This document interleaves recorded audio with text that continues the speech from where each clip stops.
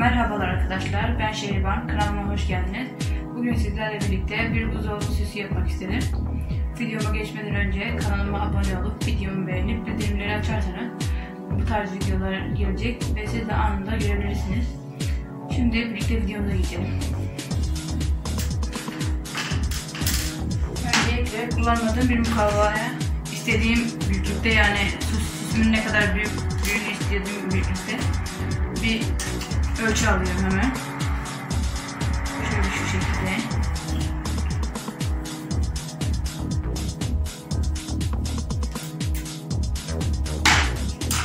Ve bunu hemen kesiyorum.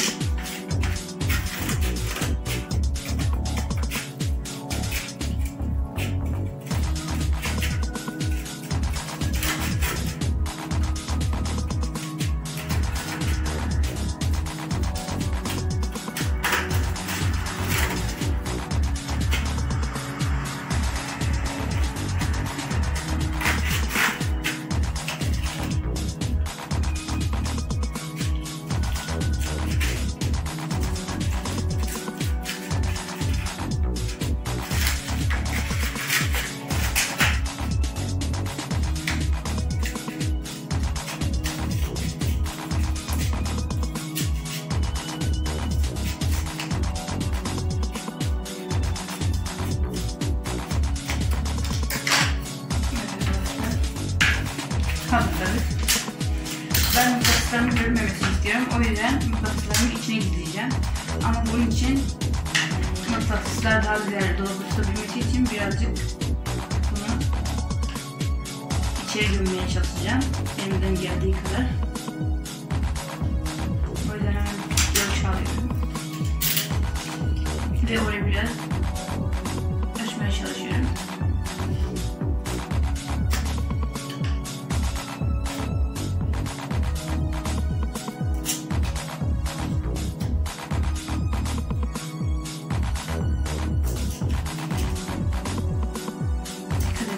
Biraz sorun elindeki dinlersen.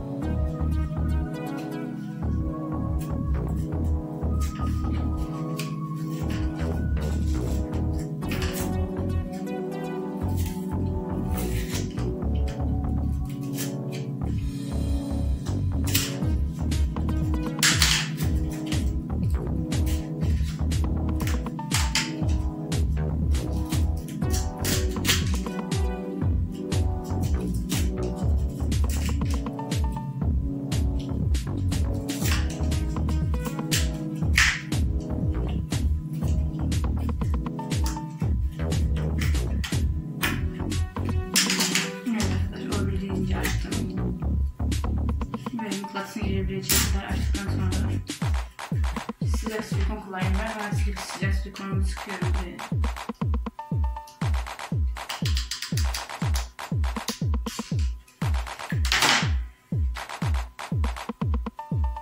Mıknatısını yerleştiriyorum.